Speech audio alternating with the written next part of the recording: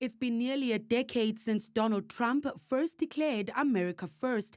And now that policy is finally ringing South Africa's economic doorbell with a 30% tariff in hand.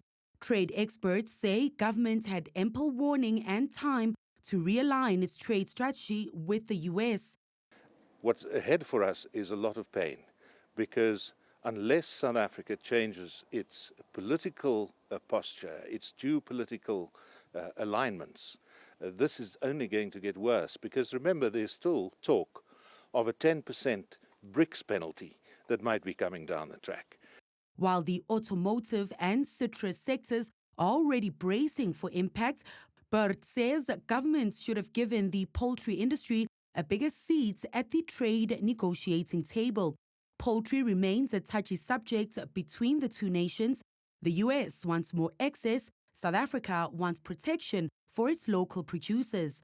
What we've got is a quota system and ongoing tension over anti-dumping duties, not exactly a recipe for happy trade relations. We're very concerned that the South African government and the Department of Trade and Industry has not been speaking to the poultry industry. And 66% of all meat consumed in South Africa is poultry. And poultry consumes most of the soya and the grain produced in South Africa. So it is a vital strategic asset to South Africa, and the South African government should do everything in its power to assist the poultry industry in this particularly difficult period, especially if it plans to make concessions without even consulting the industry.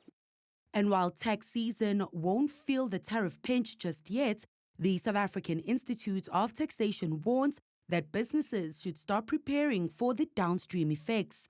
Now that the prices of goods and products will change, this means that related party transactions might be affected. This would be relevant in terms of transfer pricing, Section 31 of the Act.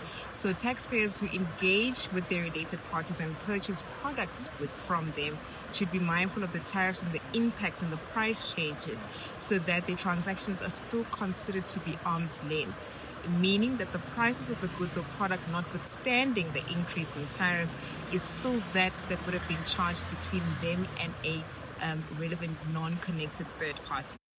Meanwhile, the Reserve Bank estimates the tariffs could slice off at least 0.6% from economic growth and puts 100,000 jobs on the line. And this could impact tax revenue the South African Revenue Service collects in 2026-27. Potentially less revenue collected from individuals. Many of them might lose their jobs. So if we go back to the citrus and table grapes, there's a lot of labor in those spaces. These are people in the Northern Cape and the rural parts of the Western Cape where it's not that easy to get another job. So there'll be a high social cost if this can't be resolved. And of course, from a SARS perspective, yes, they potentially will be collecting less individual and corporate income tax. The tariffs kick in officially on Friday, the 7th of August, giving customs officials just enough time to update their systems and the rest of the time to brace for impacts. For Newzroom Afrika on Channel 405, I'm Ntokozo Khumalo in Pretoria.